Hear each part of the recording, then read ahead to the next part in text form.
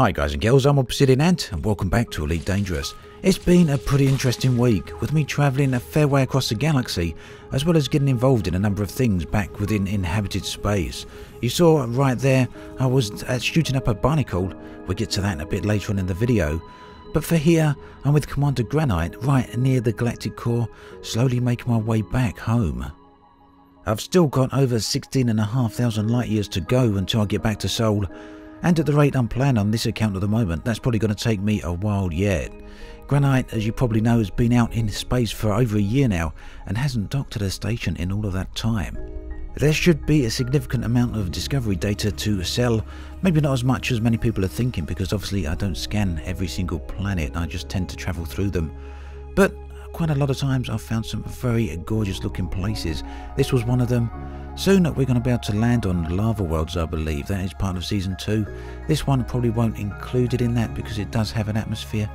But then again, who knows? Lava worlds like this may well fall under the active volcanism banner. Now unfortunately I don't have an SRV on this ship. This ship was way out here in the depths already when Horizons was released, so I haven't had the chance yet to outfit it with a vehicle. In any event, I don't really want two of my accounts out here in deep space until the end of days. I've already got my other account with Commander Pompey right out there near Beagle Point, and I was actually hoping, like many other people, I'd be able to dock at Jack's station when it arrives, but it seems that isn't going to happen anytime soon. Then again, maybe Jax is going to come along with some sort of surprise and impress all of us. My bet though is that any further developments with Jack's station is not going to come without another community goal attached to them. Really hoping though that it's not going to be too long until we see further developments there. After filming this episode, I decided to change my approach to getting back home.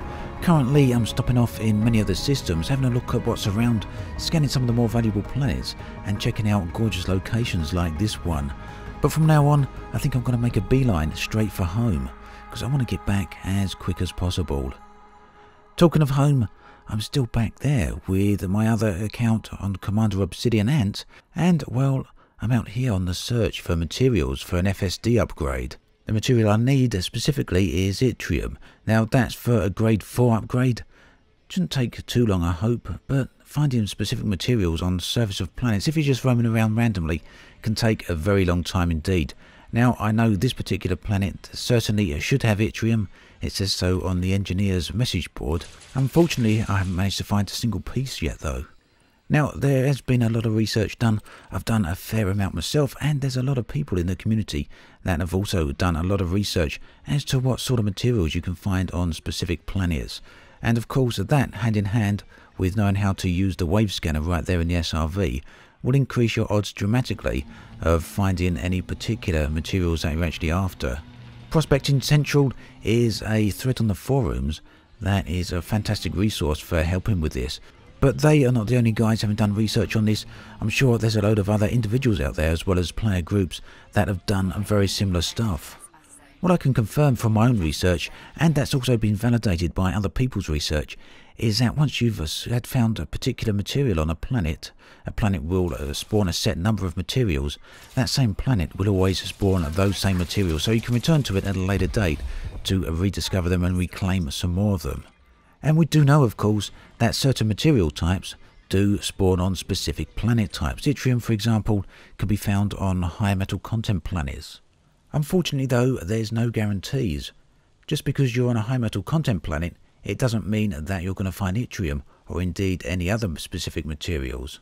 What a planet contains then seems to be largely random to a degree, and although certain materials will spawn in certain areas within that planet or have a higher chance, it's still no guarantee. So prospecting in this sense is largely trial and error, and you're going to have to spend quite a lot of time actually going around a planet doing that, prospecting like that, before you know what it's going to contain.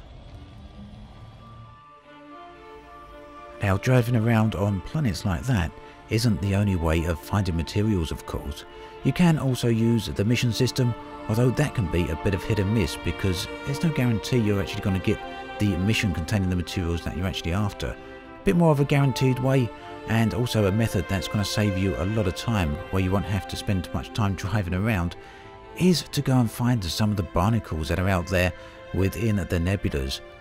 Now these barnacles usually contain at least one very rare material each, and they're set to a specific material each. So if you go to the barnacle in Merope, for example, the one on planet 5C there, you will likely find yttrium there.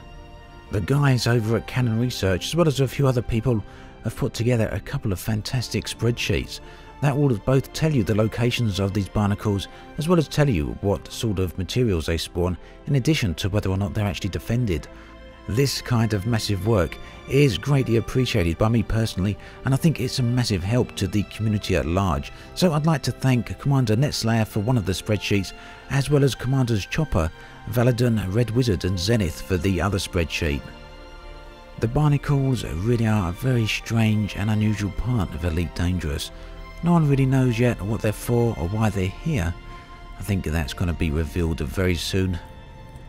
But for now, they seem to have at least one useful purpose, and although I hate being pushed towards this, if we go out and shoot at the little spires here, they will drop something for us that could be quite valuable indeed. I think there's going to be a bit of comeback for doing this. I think whoever either owns these barnacles or whatever race they're a part of probably won't take too kindly to us coming out here and destroying them. Frontier have after all confirmed that these barnacles are a life form of sorts. I don't know if that means that they're a life form like a tree or a coral reef or something like that, or whether they're a more intelligent life form, something that's perhaps aware. We don't know yet. We don't know if perhaps they even grow into something else. But what we do know is that if we come out here and shoot them, they will explode and fall apart. And unfortunately at the moment, shooting them is really the only way we have of interacting with them. So coming out here and harvesting from these barnacles is more of a guaranteed way of actually finding the rare and very rare materials that you're actually seeking. The downside is that they're all a very long way away from inhabited space. The closest is in the Pleiades Nebula, which is around about 450 light years away from the edges of human inhabited space. This one here in the Witchhead Nebula is approximately 1000 light years away from inhabited space. So if you're willing to travel, they're worth coming out to. Although I fully appreciate that not everyone is going to have the ability or the time or patience to actually be able to come out this far. Now this particular barnacle didn't drop the material I'm actually seeking, but it did drop tellurium. That's one of the very rare materials. It's actually very difficult to find, and it was the first time I'd come across it. So if you spend some time out here shooting these spires, you will get what you want. Once you've destroyed them all, they'll be gone, but they will respawn again if you log off and log back on again, or come back at a later point. Currently, barnacles like this are known to exist within the Witchhead Nebula, which is my current location here. They exist in the Pleiades Nebula, and some have also been found in the California Nebula. It's quite likely that there's going to be many more out there in other nebula, although to be perfectly honest, I'm not too happy about leaving them in a mess like this. As always, thanks for watching, and I'll catch you guys and girls next time.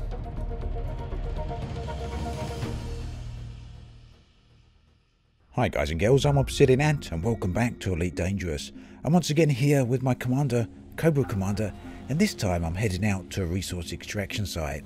I want to get myself involved in a bit of combat and try and make as much money as I possibly can.